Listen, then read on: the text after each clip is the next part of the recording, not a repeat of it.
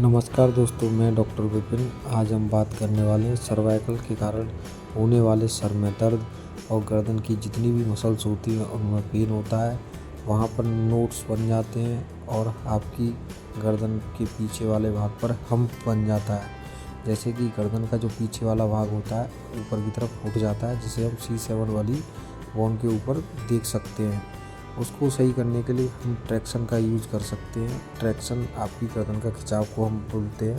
जैसे कि मैं खींच रहा हूँ उस तरीके से आप ट्रैक्शन दे सकते हैं। इसमें आपको नीचे वाले हाथ से ज़्यादा तेज़ खींचना होता है और ऊपर वाले हाथ से बहुत हल्का।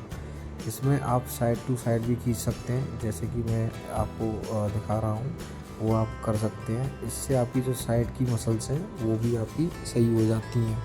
तो इनको आप घर पर ट्राई करें। और आगे हम दिखाने वाले हैं सर के दर्द को किस तरीके से कम किया जाता है।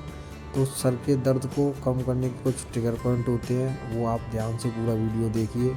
सर के दर्द को बिना मेडिसिन के आप बंद कर सकते हैं। उसके लिए आपको ट्रिगर पॉइंट सीखने होंगे, तो आप पूरा वीडियो देखते रहें, जिसमें आपको आगे चलकर सर के दर्द को किस तरीके से कम करना है वो आप सीख सकते हैं। इसमें आपको सर के दर्द में कुछ ट्रिगर पॉइंट दबाने होते हैं, जैसे कि सर की मसाज की तरह मसाज करनी होती है बिना ऑयल के। ऑयल लगाकर ना करें, उससे आपके सर में भारीपन आगे चल के बढ़ सकता है। तो इसलिए आप बिना ऑयल के इस तरीके से जो मैं मसाज आगे चल के दूँ वो आप दे सकते हैं। इससे आपकी जो ब्रेन की मसल्स होती हैं वो रिलैक्स हो जाती हैं, उनमें स्वेलिंग कम हो जाती है, आपके सर में दर्द भारीपन कम हो जाता है। ये होता क्यों है? क्योंकि सर्वाइकल की जो नोट्स होते हैं पीछे मसल्स के वो बढ़ते चले जाते हैं और ऊपर की तरफ बढ़ने के कारण उनमें भारीपन और सर में दर्द होना स्टार्ट हो जाता है।